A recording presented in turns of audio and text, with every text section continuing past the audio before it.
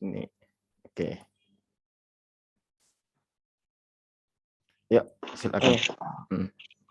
Pak Sandi, marilah kita berdoa dalam nama Bapa dan Putra dan Roh Kudus. Amin. Selamat malam ya, selamat pagi ya Tuhan. Terima kasih atas berkat dan anugerah yang telah Engkau berikan kepada kami dari tadi malam sampai sekarang. Ya Tuhan, sekarang kami ingin melakukan pelajaran agama atau berkatlah kami supaya kami dapat belajar dengan baik dan menyerap ilmu sebanyak-banyaknya serta menyelesaikan semua tugas dengan baik. Amin. Dalam nama Bapa dan Putra dan Roh Kudus. Amin. Diberian. Oke, terima kasih Yuve. Sekarang kita akan melanjutkan tema atau pembelajaran kita yang sudah kita lalui ya, sekedar merefresh atau menyegarkan kembali. Kita lihat apa saja yang sudah kita pelajari. Nah, minggu lalu kita coba sudah melihat bagaimana Yesus secara pribadi ya. Yesus secara pribadi sudah coba kita lihat. Dia adalah pemenuhan janji Allah dan dia adalah 100% manusia, 100% Allah. Ya. Itu coba sudah kita dalami. Kemudian minggu lalu juga kita coba lihat ya, setelah Yesus wafat, para murid menerima panggilan dan perutusan. Dari siapa? Dari Yesus. Nah, bagaimana para murid dipanggil? Secara unik mereka satu persatu mengikuti Yesus. Ya, sudah juga kita lihat bagaimana konsep perutusan yang sudah juga kita lihat skemanya ya, skemanya bagaimana ada yang mengutus, ya kan? Ada utusan, ada pesan dan ada tujuan ya. Ini berkaitan ya, panggilan dan perutusan murid Yesus ini berkaitan dengan karya misi. Sehingga akhirnya kerajaan Allah dikenal oleh dunia ya. Oleh dunia. Nah, saat ini kita mau melihat setelah para murid dipanggil oleh Yesus satu persatu ya. Kita juga telah diajak melihat bagaimana kita dipanggil oleh Yesus sebagai murid. Walaupun dalam konteks sebagai pelajar ya. Kita tahu bahwa kita adalah orang Katolik ya. Kita adalah orang Katolik. Nah, ngomong-ngomong soal orang Katolik ya, Pak Sandi kasih sedikit tambahan deh. Apa yang dimaksud dengan Katolik? Oke. Katolik ya. Anaknya warna hitam sih. Terus agak ketebalannya seginilah. Nah, lalu kok jadi kayak abu-abu gitu ya. Oke. Segini nah. Katolik. Oke.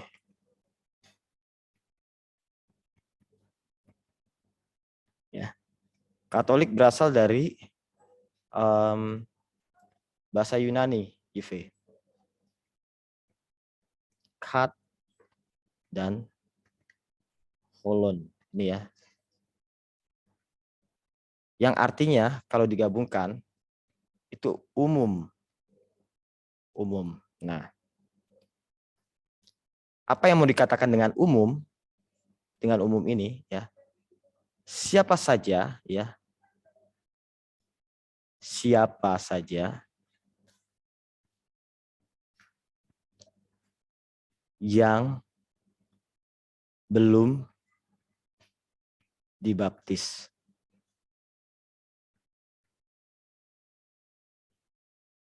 Dapat menjadi, inilah arti Katolik ya. Artinya adalah umum ya, siapa saja yang belum dibaptis dapat menjadi anggota. Siapa saja ya. Nah, siapa saja ini ya. Siapa saja ini itu adalah orang ya, subjeknya orang. Nah, orang ini juga UV itu bisa berkebutuhan khusus. Berkebutuhan khusus atau orang reguler atau pada umumnya ya.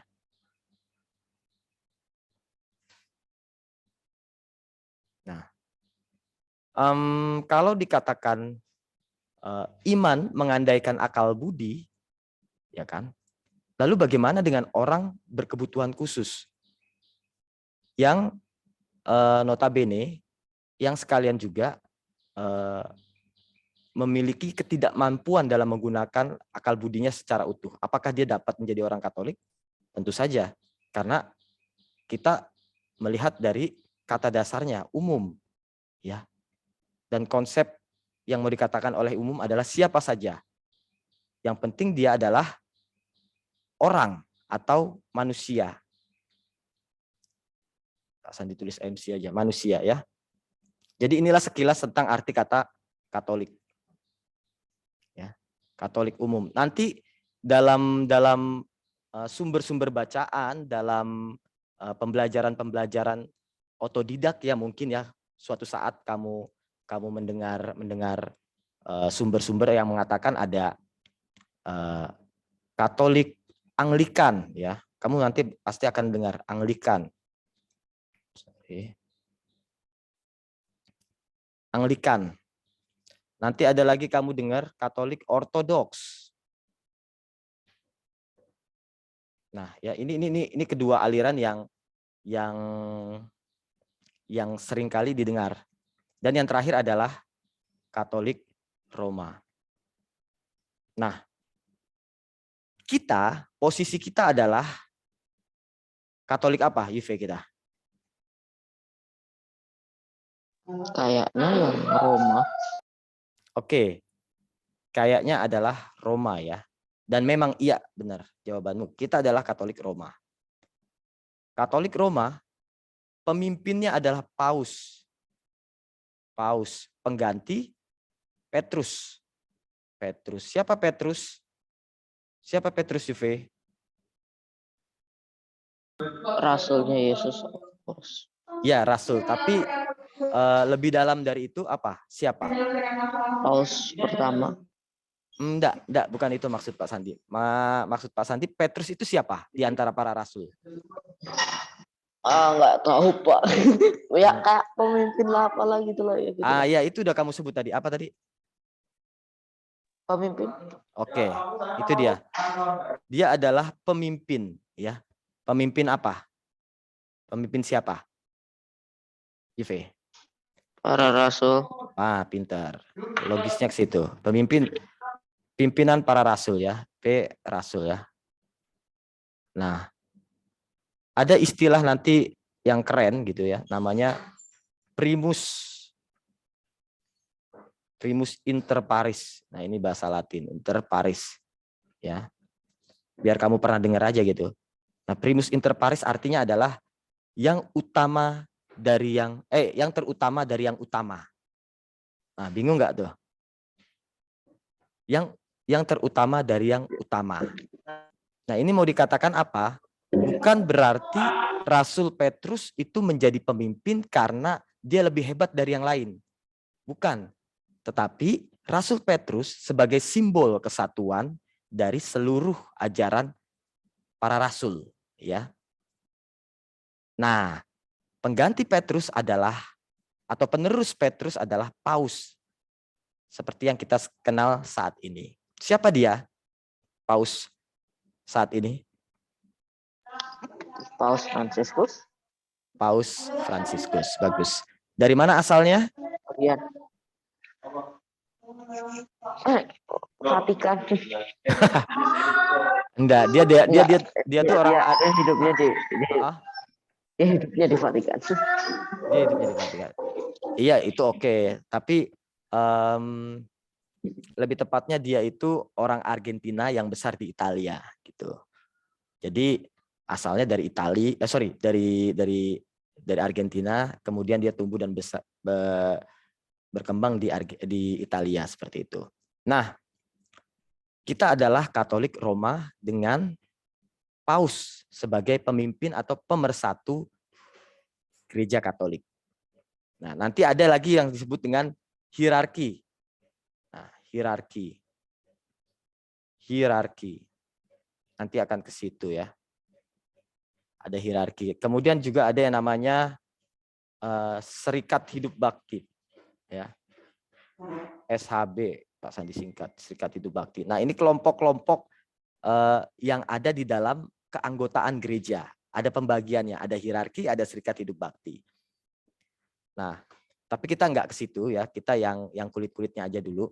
Ini Pak Sandi sekedar tambahan ya, walaupun kesannya tambahan kok kayaknya lebih banyak daripada materi yang ada di buku, tapi tidak apa-apa karena belum tentu di kemudian hari kamu dapat kesempatan untuk memperoleh pengetahuan seperti ini. Jadi Pak Sandi sampaikan supaya paling tidak membuka cakrawalamu tentang, oh Katolik ternyata begitu dan begini ya. Seperti itu ya. Nah oke, balik lagi. Katolik tadi ada beberapa ya. Ada beberapa, yaitu Anglikan, Ortodoks, dan Roma. Kalau Roma jelas Paus ya. Kalau Ortodoks itu berkembang di daerah Eropa Timur. Daerah Turki, daerah Rusia ya. Rusia Timur ya. Nah, itu berkembangnya kekatolikan Ortodok ya. Kemudian Katolik Anglikan ya. Anglikan itu di Inggris. Sangat berkembang di Inggris. Apa bedanya, Pak? Bedanya hampir mirip sebenarnya. Hampir mirip. Cuma bedanya di sini nanti, di hierarki ini ya. Ini yang membedakan. Struktur keanggotaan dalam gereja, khususnya hierarki yang membedakan secara khusus dari Anglikan dan Ortodoks. Nah, seperti itu. Nah, ini sekilas ya tentang apa Katolik ya, kata Katolik. Jadi semoga ini menambah sedikit wawasan kita ya, supaya lebih kaya tentang arti kata Katolik. Oke. Pak Sandi close. Aduh. Sorry. Nah, Brian belum ini ya, belum sampai ya. Udah ini. Oh, udah. Oh, kalian di kelas ya? Oh. Oh, di kelas. Oh, tahu gitu Pak Sandi ke situ aja tadi. Aduh, kalian aneh-aneh aja. Kelasnya lagi ramai. Oh, lagi ramai. Iya kok kesana ya? Nggak apa-apa, ya udah kalian di situ aja nggak apa-apa. Yang penting pakai device masing-masing supaya enak dengerinnya. Si siapa? Brian suruh join aja dia, pakai device-nya sendiri. Iya. Iya lagi kesusahan join kelihatannya Pak. Kenapa? Sinyal po? Kayaknya. Wah. Oke ya, kita balik lagi ke tema kita, yaitu cara hidup murid Yesus. Ya, cara hidup murid Yesus. Oke. Sebentar.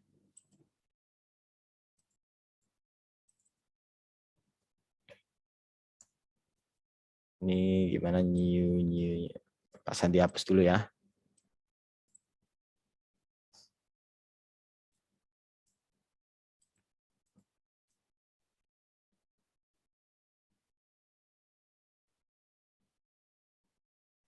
Hapus dulu. Udah pada sarapan kan kalian ya? Apa belum? Udah sih. Udah ya. Jadi bisa mengikuti pembelajaran dengan tenaga yang cukup. Apalagi pagi-pagi sarapan tuh penting tuh. Nah, oke ya. Sip. Nah, Juve dan Brian, mana nih Brian masih belum masuk ya? Belum. Nah, tapi kalau mau itu ada. Mm-mm. Itu Oke. ada. Mm-mm, mm-mm. Tuh. Mm-mm. Alah, coba suruh dia join dulu. Bisa join belum, Bri?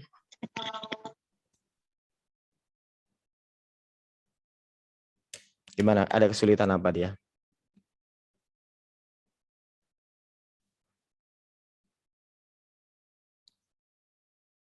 Ngelek-ngelek, Po. Oh ya. Udah di waiting room. Udah. Oke ya. Kita balik lagi ke tema utama kita untuk Yuve dan Brian.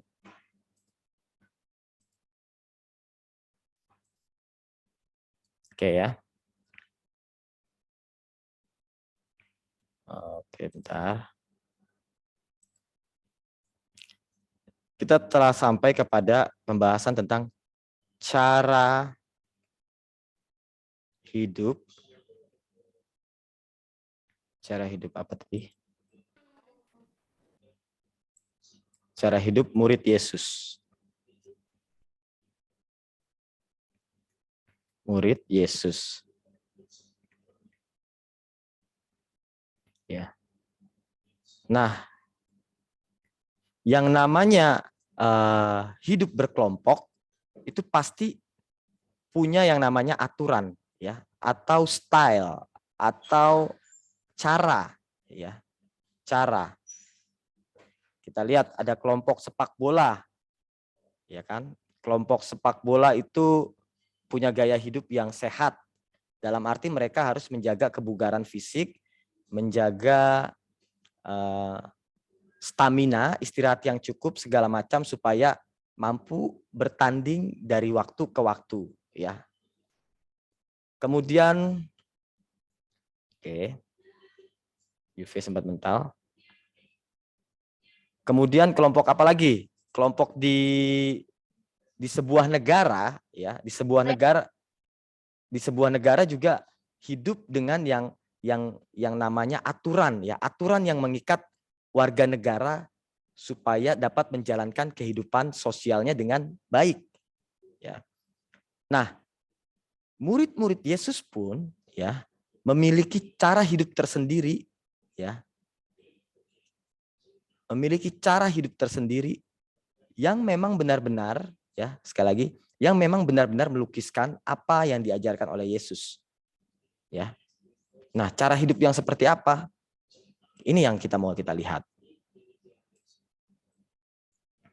Nah, pertama-tama kita mau, ini udah ya kemarin ya? Halo Juve dan Brian, udah kan ini ya? Kayaknya iya deh. Ini udah minggu lalu udah, ya kan? Tapi nggak apa-apa. Kayaknya. Ini Pak Sandi hanya mengingatkan lagi, ya. Jadi menggali pengalaman hidup dalam persekutuan, ya, kita coba sudah lihat di mana kita hidup sebagai anggota gereja, hidup berdampingan dengan anggota lainnya, ya kan? Apalagi di situasi pandemi ini, pasti sungguh sangat terbatas. Tetapi itu bukan menjadi alasan bagi kita untuk tidak melibatkan diri dalam hidup persekutuan. Ya, Pak Sandi yakin Brian maupun Yuve tetap menjalankan hidup persekutuan, ya, minimal seminggu sekali itu ke gereja, entah online entah offline, ya. Itu sangat minim sekali, ya. Kemudian ada doling, ya, doa lingkungan, entah itu online ataupun offline, ya. Karena kita maklum dalam situasi seperti ini. Oke. Mengapa cara hidup bersekutu itu, ya, doa bersama, kemudian pergi ke gereja, terus kita hidupi sampai saat ini, ya. Pola hidup seperti itu, gimana? Katanya doa lingkungan, tapi aku belum nemu tempat tinggalku ini lingkungan apa. Nah, kalau seperti itu sebenarnya kamu harus ke paroki, Ya, bertanya. Ya masih belum tahu belum tahu parokinya apa masalahnya. Enggak nemu gereja deket sini. Yang terdekat di sini itu Pugeran, coba. Ya. Pugeran. Pugeran, tahu Pugeran enggak? Enggak. Oke. Nanti Besok cari ya. tak tanya. Nanti tak tanya mama. Tanya mama masuk lingkungan mana. Nah, masuk wilayah mana sehingga kamu jelas posisinya gitu, ada di dalam hidup persekutuan di wilayah ini gitu ya. Nah, mengapa kita sering berdoa bersama, berkumpul, memuliakan Tuhan, baik itu entah dengan rosario, pendalaman kitab suci pada bulan Oktober kemarin, kemudian pendalaman kitab suci itu bulan September, kemudian bulan rosario itu bulan Oktober. Kemarin 2 hari lalu penutupan ya. Ini kan sekarang tanggal 2. Hari Minggu itu penutupan bulan rosario. Kemudian bulan ini adalah kita memperingati arwah seluruh orang beriman, termasuk santo dan santa. Ya, kita mendoakan mereka dan memohon doa supaya hidup kita juga senantiasa terarah kepada Allah. Seperti itu. Oke. Apa yang kita lakukan saat ini bukan tanpa alasan, melainkan terusan dari kehidupan yang telah dilakukan oleh para rasul, ya, para murid terdahulu atau jemaat perdana. Kita juga sudah lihat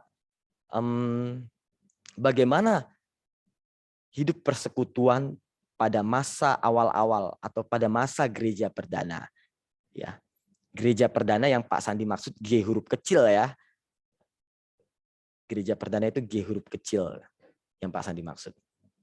Kalian udah paham kan gereja G huruf besar dan G huruf kecil toh? Iya, kemarin baru aja Pak Sandi kasih tahu. Oke, nice. Nah, kita juga sudah lihat, lalu kita refleksikan kembali apakah kita memang sejauh ini sudah terlibat atau angin-anginan.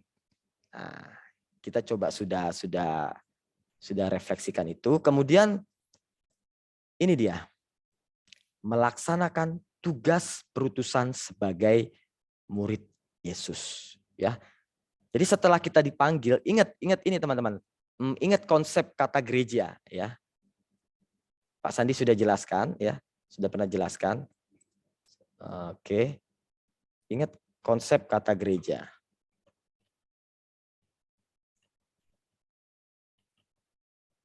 Ya, gereja itu langsung dari bahasa Yunani ya, ek dan kaleo. Artinya dipanggil dari luar,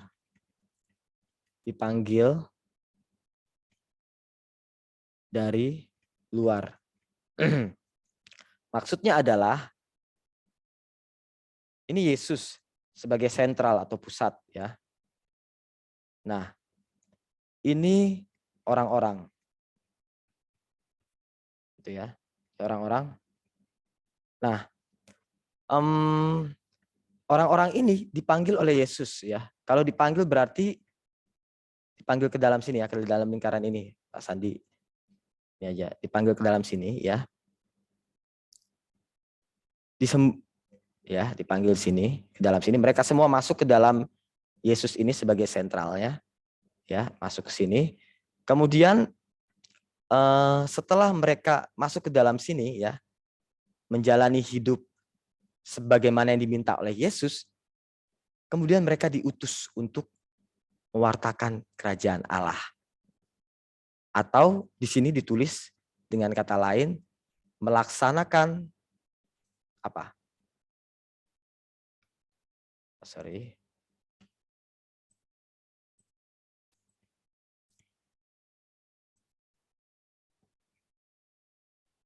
Di sini ditulis melaksanakan tugas sebagai perutusan ya. Yang pertama adalah nanti kita akan coba lihat ya. Silakan nanti kalian dalami ya secara mandiri. Jadi silakan baca ini ya. Mendalami pengalaman melaksanakan tugas sebagai utusan ya. Tentu dengan porsi kita sebagai seorang pelajar itu apa ya kan. Nanti akan ke situ. Mendalami pengalaman melaksanakan tugas sebagai utusan. Kita disuguhkan kisah dari Simon orang Selot ya. Nah, oke, berbicara soal Selot, jadi Pak Sandi ingin membahas sedikit tentang kelompok Yahudi ya, atau golongan orang Yahudi. Yahudi ya. Pak Sandi di ruang komputer ya? Oh. Yahudi ya. Nih, Yahudi itu terdiri dari beberapa kelompok. Ada yang namanya orang Saduki, ya. Saduki. Ada yang namanya ahli Taurat. Ada yang namanya imam, ya, kelompok imam. Ada yang namanya kelompok Eseni. Eseni. Ada yang namanya kelompok Selot, ya, Selot. Nah, segini aja lah.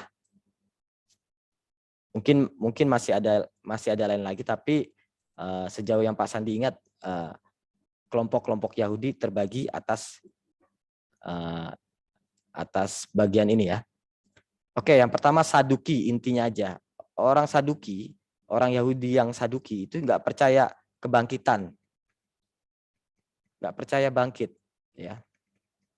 Ahli Taurat adalah, ya, ahli Taurat ini yang menanyai Yesus. Kalau kalian ikuti misa minggu lalu, ahli Taurat ini yang menanyai Yesus tentang hukum tertinggi dari Taurat. Artinya adalah orang-orang terpelajar yang memang sangat mengerti tentang Taurat, ya. Apa itu Taurat? Nah, ada yang tahu nggak Taurat? Peraturan? Benar, peraturan. Tapi kurang tepat. Bukan kurang tepat, maksud Pak Sandi benar, tapi kurang lengkap. Taurat adalah 5 kitab Musa ya, 5 kitab Musa. Taurat itu 5 kitab. yang itu yang apa yang yang berisi yang berisi peraturan. Itu. Yang berisi peraturan apa aja? Yuve tadi kamu bilang? Kejadian, Keluaran, Ulangan, terus apalagi satu lupa. Keluaran, Imamat, Bilangan, dan Ulangan. Ya, 1, 2, 3, 4, 5. Nah, ya. Itu dia yang disebut dengan kitab Taurat atau kitab Musa, ya. Ini hukum yang berisi tentang peraturan, benar sekali. Ya, peraturan bagaimana orang Yahudi itu diatur hidupnya dengan ribuan aturan yang tertera dalam 5 kitab ini. Nah, kalau dikatakan ahli Taurat artinya orang yang paham tentang hukum ya. Paham tentang hukum. Nah, sementara imam ya. Imam itu yang mempersembahkan kurban. Mempersembahkan kurban. Sorry. Mana nih? Oke.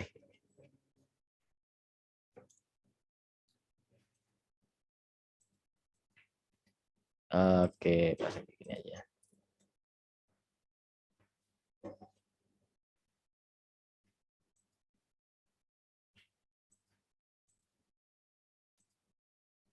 Mana ya? Ketemu, oh ini dia.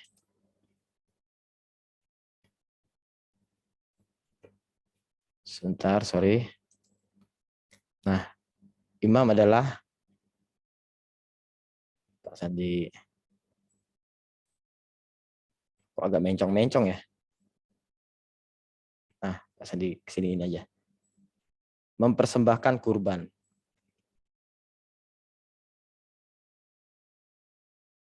Mempersembahkan korban.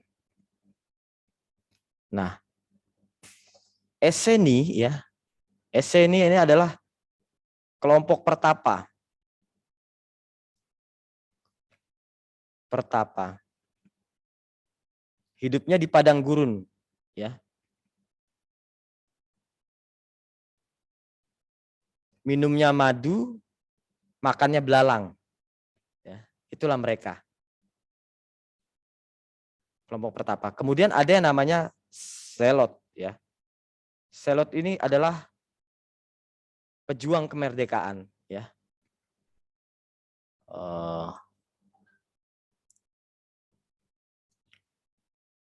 Pejuang kemerdekaan. Nah, ini beberapa kelompok atau golongan orang Yahudi. Apa yang dimaksud dengan perjuangan kemerdekaan? Karena pada saat atau zaman Yesus hidup, wilayah Israel di bawah kekaisaran Romawi, di bawah kedudukan atau penjajahan bangsa Romawi. Oleh karena itu, ada satu kelompok yang menginginkan kemerdekaan, yang menginginkan kebebasan dari penjajahan. Nah, kelompok inilah orang Selot yang siap mati agar Israel kembali berjaya seperti pada masa kepemimpinan Daud. Oleh karena itu, mereka sangat menantikan yang namanya Mesias, ya. Bukan hanya kelompok Zelot, tapi bangsa Israel menantikan yang namanya Mesias, sang penyelamat, ya, sang penyelamat dari penjajahan bangsa Romawi, ya. Ketika Yesus muncul, teman-teman, Yesus mampu menggandeng, ya, banyak orang dengan ajaran dan mukjizat-mukjizatnya, bahkan sampai punya pengaruh, ya, sehingga Yesus dianggap inilah dia Mesias. Tapi toh pada kenyataannya bangsa Israel sadar bahwa Yesus ini Mesias tapi kok nggak mau frontal gitu ya, frontal melawan penjajah. Tapi kok dia justru mengajarkan kasih, mengajarkan kelemah lembutan, kebaikan terhadap bangsa yang telah menjajah mereka.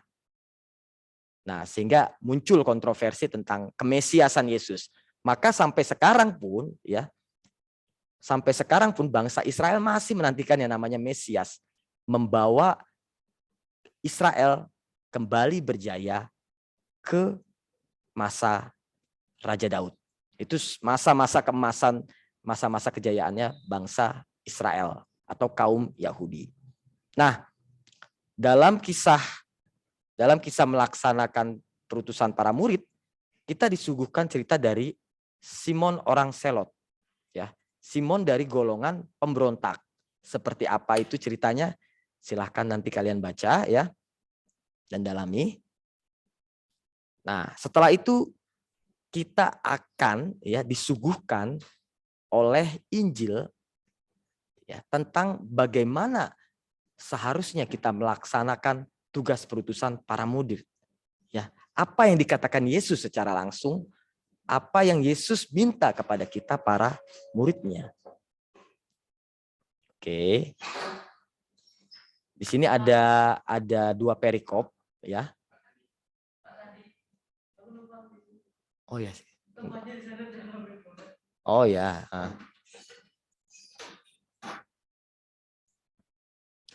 Oke, dua perikop. Kita akan disuguhkan dengan dua perikop. Yang pertama adalah perintah memberitakan Injil, dan yang kedua adalah Yesus mengutus 70 muridnya, ya. Nanti secara mandiri silakan kalian baca, kalian dalami. Kemudian untuk tugasnya kerjakan yang halaman 55. A, B, C, dan D. Ya. A, B, C, dan D. Nomor 2 saja. Oke. Nah, setelah kalian mendalami 2 poin ini, ya, kita diajak untuk berefleksi, ya. Apakah hidup kita sudah menggambarkan seorang yang diutus untuk menyampaikan kabar yang menyelamatkan, ya? Atau bahkan kita malah seringkali menyampaikan kabar yang menyesatkan, yang membuat orang menjadi benci satu sama lain. Ya. Lalu apakah kehadiran kita juga membawa damai bagi sesama? Atau kehadiran kita justru membuat orang lain mengernyitkan mata, sinis, benci? Lalu apakah aku berani membela kebenaran? Apabila di sekitar kita banyak sekali tindakan-tindakan yang tidak benar? Apakah aku akan berdiam diri melihat ketidakadilan? Apakah aku mau terlibat dalam hidup gereja? Nah, inilah pertanyaan-pertanyaan reflektif yang tidak perlu kalian jawab, tapi cukup kalian renungkan sehingga ke depan kalian sadar, aku ini harus menjadi murid yang seperti apa. Ya, harus menjadi murid Yesus yang seperti apa. Gitu teman-teman. Oke ya. Jadi silakan sekali lagi kalian dalami dua poin ini ya. Poin yang pertama adalah mendalami pengalaman melaksanakan tugas sebagai utusan. Nanti kita akan disuguhkan salah satu contoh dari Simon orang Selot. Kemudian yang kedua, kita akan diteguhkan lewat Injil ya. Lewat Injil di mana di sana ada 2 perikop ya, sehingga kita nanti semakin mengerti makna dan tugas perutusan para murid. Dan akhirnya kita mampu menjawab secara pribadi pertanyaan-pertanyaan reflektif yang ada di halaman 56. Tentang apakah hidup kita sudah menggambarkan seorang yang diutus untuk menyampaikan kabar gembira yang menyelamatkan dan seterusnya itu sampai di bawah. Oke, cukup dari Pak Sandi. Apabila ada pertanyaan sekarang silahkan, tapi jika tidak silahkan kalian baca ya poin 1 dan poin 2 itu tadi dan kerjakan tugasnya halaman 55 nomor 2 poin A, B, C, dan D. Gitu ya. Oke. Bukunya berubah nggak? Enggak, bukunya yang terakhir Pak Sandi kirim di grup. Oh, Oke. kemarin kan berubah itunya. Oke. Kita pakai yang kemarin terakhir Pak Sandi kirimkan di grup aja. Kemudian cukup ya. Baik, Brian dan Juve, terima kasih atas kebersamaan kita. Silakan kalian gunakan sisa waktu ini untuk melakukan apa yang seharusnya. Kita tutup pembelajaran kita pada pagi hari ini. Silakan Brian on cam, kita semua on cam.